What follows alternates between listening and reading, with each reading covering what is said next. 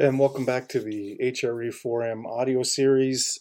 Today we're going to talk about Chapter 10. So now we're starting the last unit, Unit 4, which will involve chapters 10, 11, and 12. So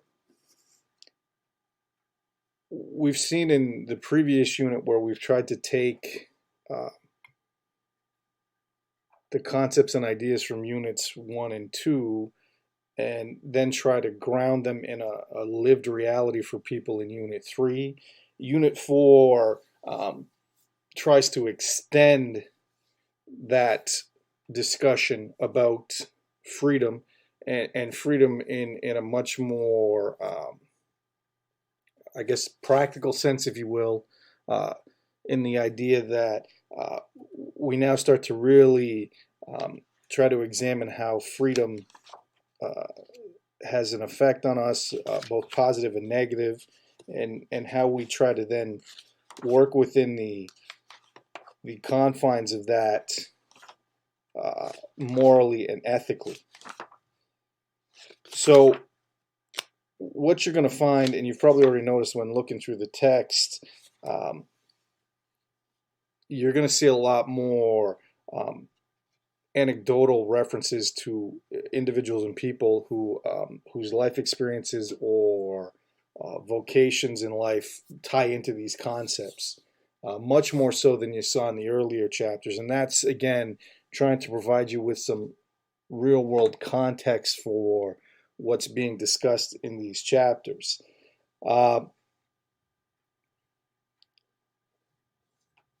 Freedom is an important concept, no matter what's going on in the world, or in your own life, etc. It's always going to come back to that freedom, that freedom to choose, that freedom around this, that freedom to be an agent, to take an action or make a decision, take an action, deal with the outcomes and consequences of those actions. That is freedom. The text kind of starts with an interesting point that says freedom is first discovered in our capacity to say no to God. Free will is the greatest gift that God has given human beings. It's what kind of separates us from anything else in creation, in the sense that freedom is the capacity of the human self, and freedom is the hallmark of human nature. Those two statements right there kind of sum up how important freedom is to the human being, the human existence. And when we talk about saying no to God, that's, you've heard in earlier chapters and earlier parts of other units there's some kind of form of sin that, we go back to, it always goes back to Adam and Eve and their freedom to choose and the choices they made, and how some of those choices were to say no to God or quote unquote disobey God or transgress against God's rules. Yet, so freedom is really the linchpin. Freedom is the power rooted in reason and will to act or not to act, to do this or that, and so to perform deliberate actions on one's own responsibility. That comes from the Catholic Catechism, but I think that kind of sums up how important it is to recognize human beings are free. The self is free.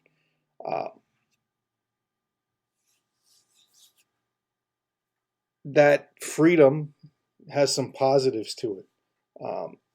One of them being we can develop our morality and ethics over time, over our life experience, that wisdom we gain as we have different experiences and we move forward. We can evolve and grow and further develop those ethics and morals. That's a very positive element for us. It's not just something, it's not a set of rules that's set in stone and that's how we live no matter what. There's no room for growth, change, or development. That moves nicely into the text then starts to discuss Eric Erickson's cognitive developmental stages. And if you can read those, but just when you look at them, they highlight that positive ability for us to, as we grow and change, to have our ethics grow and change, because they push us to develop cognitively. Okay, um, they get us to a point in our adulthood where we want our moral choices to be based on principles of justice and a concern for the common good, not just us as an individual, not just as an individual us fearing punishment for doing the wrong thing. Now it's moved beyond just us, in that, and I mean that ties back into what we kind of talked about in the previous unit with Christian spirituality and Christian love. That there's a genuine concern, for those around us, because they're integral to our development as well. Okay, the text, then talks about the fact that we get this development of the human rights tradition, which basically talks about the fact that there's a positive development to our freedom as freedom of self and freedom, in that we have seen over time our deep and abiding need to understand that there are certain rights that every human being should have, and those rights aren't being respected, those rights aren't being granted, or those rights are being taken away in certain parts of the world. And that's something that we're called to deal with. We're called to try to work towards making sure it doesn't happen on a go-forward basis, that we try to ensure that every human being has these basic rights, these universal rights that we should all have and be allowed to express. What then, and I mean the text, sorry, just as an aside, the text also then looks at, it kind of breaks down, again, not something I'm going to read, but it kind of gives you a little bit of a preamble from the United Nations Universal Declaration of Human Rights. It briefly mentions access to clean water. That's just one of the many human rights issues that we've seen develop and evolve over time, and actions have been taken to try to correct that. The next part of the chapter then kind of looks at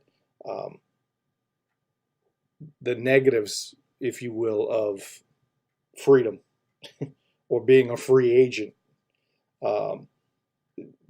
They use the subheadings like the atheism of modern times. And that's that ability to say no to God. So you've had people outright assert their freedom in denying God's existence, and that's, again, it's a choice. There's that ultimate gift in action, that freedom to choose. We get the isolation of the individual, which, interestingly enough, in today's day and age, I think, to put it politely, social media has exacerbated that isolation. I know to one degree or another, some people may argue that online education during COVID enhanced that isolation as well, too, of the individual. What they're talking about with the isolation of the individual is that your focus now becomes very much self-centered rather than other-centered. And the text kind of highlights some points there underneath that. It quotes the rapid development of science and tech, the impact of science and tech on freedom, my body as an object, the rise of individualism, all of those little headings, and hopefully those statements are relatively self-explanatory. They all kind of are, things that lead to this isolation of the individual. All right. The next is the rise of autonomy, of freedom and power, and the recognition that because you're free, you are able to assert some kind of quote unquote power and control in your life, which you do. Every time you use your freedom to choose, you exercise that freedom and power. However, that exercising of freedom and power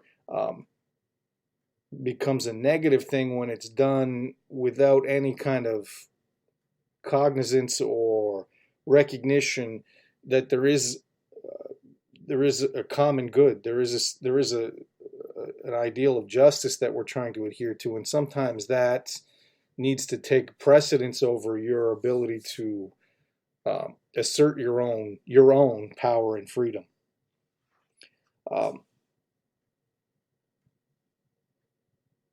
When we talk about the rise of autonomy, autonomy is, you know, your ability to act on your own, to be autonomous, not have anything quote unquote control or direct you or influence you to one degree or another, which I don't, that's, you know, as much as people argue that, there's all forms of, or an attempt in certain forms to try to control people. Social media influencers try to control people's opinions about certain things. The news provides slants on ideas, biased reporting that's supposed to, again, create some form of power and control over people's ways of thinking, or to sway this, you know, sway people one way or another with their opinions. Those are all, and I mean, those are just some examples of how that can be a very negative effect of the freedom that we have, or the free agency that we experience. The next part of the chapter really, and I'm just trying to hit these high notes for you, so this is by no means an in-depth discussion about these things. That's up to you to kind of engage me with on your own. If you're reading material and you come to some kind of, there's some confusion, or you're not sure about something, you're looking for some clarification, ask me anytime. We then get into the limits of freedom, and we've got the social limits, and those are things imposed by society or societal institutions. So in some cases, your parents, school, jobs, etc., those things. There's moral limits to freedom, which comes back to recognizing your own ethical and moral standards. And it's recognizing that, and I've talked about this before, I've mentioned this before, you're actually going to feel freer as an individual, feel better about exercising your quote-unquote free agency when there's limits to what you can choose to do. And I'll mention this now because it'll have already come up. The way this course is set up with problem-based learning, and the fact that you are able to choose any kind of problem or issue to tackle, that unshackling is unnerving for people, because it really leaves you kind of going, well, I mean, I can do anything. Well, what should I do? If you got some examples. It's because while human beings crave freedom, we also recognize there needs to be some limits on that freedom, or it can become overwhelming for the individual in the, well, what can I do? What can I do? And it starts to that lack of limits creates more problems than it solves, which I know sounds the antithesis of it. But again, it's recognizing that freedom is an awesome, wonderful, tremendous gift we've been given, and yet it's unwieldy when we have so much choice. The text kind of briefly goes into some, little scenarios, asks you some questions. There's an anecdotal story about quote unquote redefining limits, and recognizing that, yes, you don't have as many limits as you think you do on yourself in a given situation. But the fact is that limits are there to allow you to focus on, making your best choices, exercising your freedom in the best way, exercising your freedom in the most ethical and moral way. So it's not that freedom is bad, or that quote unquote too much freedom is bad, but the the idea of facing the complete and utter freedom of having zero limits. Now, while I going back to the example of the assignments I've given you in this course and up to this point, and saying that you have the ability to choose whatever, I also usually preface that by, mentioning to students, well, what kind of issues or problems seem to be pressing either in your own life or you see pressing in the world that, you think you want to tackle or you have some connection to on either an emotional, reasonable, rational level, or some involvement with to one degree or another. That's a way of trying to put some limits on that freedom of choice by not overwhelming you with going into the world as your oyster, but just stop and think about that. There's that object lesson of the fact that having that ability to choose whatever with no constraints can be overwhelming on one level or another. It can be kind of paralyzing because you're kind of like, oh my, what do I do? I could do this, I could do this, I could do this, I could do this, I could do this.